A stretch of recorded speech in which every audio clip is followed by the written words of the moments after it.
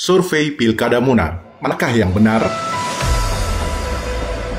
Beberapa hari jelang pemungutan suara, publik Kabupaten Muna disuguhkan perdebatan terhadap rilis survei.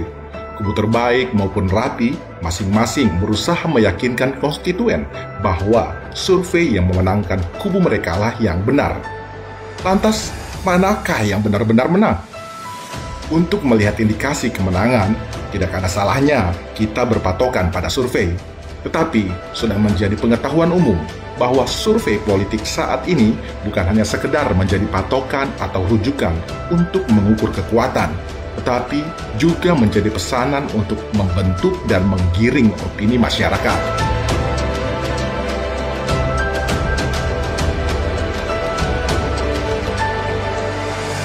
Untuk mengetahui lembaga survei kredibel atau tidak, cirinya adalah kita lihat apakah rilis survei tersebut sesuai dengan kaidah-kaidah ilmiah dan tidak bertentangan dengan realitas di lapangan.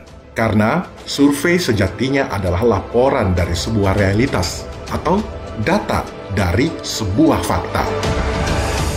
Di Pilkada Muna kali ini, survei yang memenangkan terbaik dan Rapi sangat jelas terlihat perbedaannya. Kita lihat dulu dari track recordnya. Pada awal-awal tahapan Pilkada Muna 2020, sebelum pendaftaran paslon, saat itu lembaga survei SMRC mengeluarkan hasil survei elektabilitas Rusman Emba unggul jauh dibanding Rajiun Tumada. Survei itu dibuat atas kerjasama salah satu partai untuk kepentingan penjaringan pasangan calon. Pihak SMRC pun menyatakan elektabilitas Rusman tidak akan anjlok, bahkan sangat berpotensi naik dan diprediksi sebagai pemenang pilkada. Partai-partai lain juga menggunakan lembaga survei untuk penjaringan paslon. Golkar maupun PDI Perjuangan menggunakan lembaga survei ternama dan hasilnya juga mengunggulkan petahana. Tidak lama kemudian muncul pula rilis survei yang mengatasnamakan SMRC memenangkan Rajiun Tumada. Setelah ditelisik dan dikonfirmasi sendiri oleh pihak SMRC, terkuak bahwa itu adalah survei palsu. Skandal survei palsu ini tentu menjadi catatan buruk Pilkada Muna 2020 dan membuka mata publik bahwa memang ada pihak yang tidak segan-segan bermain dengan data palsu demi kepentingan politiknya. Selain survei, kita bisa melihat indikasi kemenangan di lapangan. Pada masa kampanye, terlihat perbedaan yang mencolok dari antusias masyarakat terhadap kedua kubu.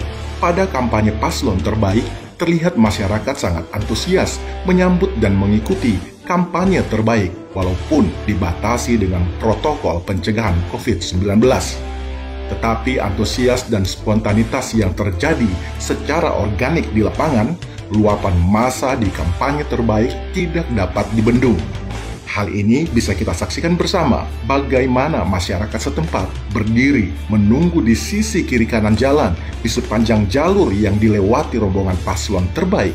Juga masyarakat sudah memadati lokasi kampanye sebelum kedatangan paslon dan jumlah iring-iringan kendaraan yang mengantar paslon terbaik padat merayap. Realitas itu tidak terjadi di kampanye Rapi. Maka kubu Rapi pun berusaha untuk mengimbangi masa kampanye terbaik. Untuk menunjukkan ke publik jika masa kampanye Rapi juga ramai, maka didatangkanlah massa dari Muna Barat untuk mengikuti kampanye Rapi. Tetapi hal itu selalu bocor dan diketahui oleh publik. Di lokasi kampanye, masyarakat sekitar heran kenapa banyak peserta kampanye yang tidak mereka kenal. Tidak heran jika kampanye Rapi sepi penyambutan. Justru yang terjadi sering adanya penolakan warga sekitar dengan mengangkat satu jari dan teriakan dukungan ke paslon nomor urut 1. Hal itu tentu membuat risih kubu Rapi dan disinyalir itulah penyebab penyerangan, pengerusakan posko terbaik. Mengetahui rekayasa kampanye yang selalu bocor dan realitas kampanye di lapangan tidak sesuai harapan, kubu Rapi akhirnya merubah strategi dengan mengganti jadwal kampanye pada malam hari. Banyak hal yang dapat dilakukan pada malam hari. Jika di malam hari, identitas peserta kampanye tidak begitu nampak, lampu kendaraan mencolok, apalagi roda 4 memiliki 4 lampu. Hal ini sangat mendukung pengambilan gambar dan menciptakan kesan wah di mata publik. Namun, usaha yang dilakukan Kubu Rapi tidak mampu menggiring opini di masyarakat. Bahkan, bentuk intimidasi pun tak mampu membendung aliran dukungan masyarakat terhadap paslon terbaik. Realitanya, polling-polling publik terbuka selalu dimenangkan oleh terbaik. Survei internal juga memenangkan paslon terbaik. Lembaga survei kredibel dan terdaftar di KPU juga memenangkan kubu terbaik. Untuk mengimbangi dominasi kubu terbaik dan menggiring opini masyarakat di masa-masa akhir kampanye, maka Kubu Rapi akhirnya memamerkan pula survei kemenangan mereka. Dirilislah survei BSI, tetapi yang menjadi kelemahan survei ini adalah tidak terdaftar di KPU dan jauh dari standar ilmiah. Bagaimana mungkin dalam waktu yang sangat singkat terjadi jungkir balik dukungan masyarakat? Standar apa yang dipakai? Metode apa yang digunakan? Mengingat rilis survei BSI mendapat reaksi kurang baik di masyarakat, Fixpol pun merilis survei kemenangan Rapi. Tapi mungkin karena tergesa-gesanya alias proyek kejar tayang, data survei ada yang lupa diedit. Ternyata itu survei gubernur yang hanya diganti nama, gambar, dan judulnya saja. Sehingga survei Fixpol pun menjadi lelucon di tengah publik. Simpul dari pembahasan kali ini adalah ciri-ciri survei yang kredibel itu jika sejalan dengan realitas yang kita lihat, kita dengar, dan kita rasakan. Survei hanya menguatkan dan menyajikan data dari realitas dan semua indikasi yang ada, sehingga prediksi yang dikeluarkan akurat.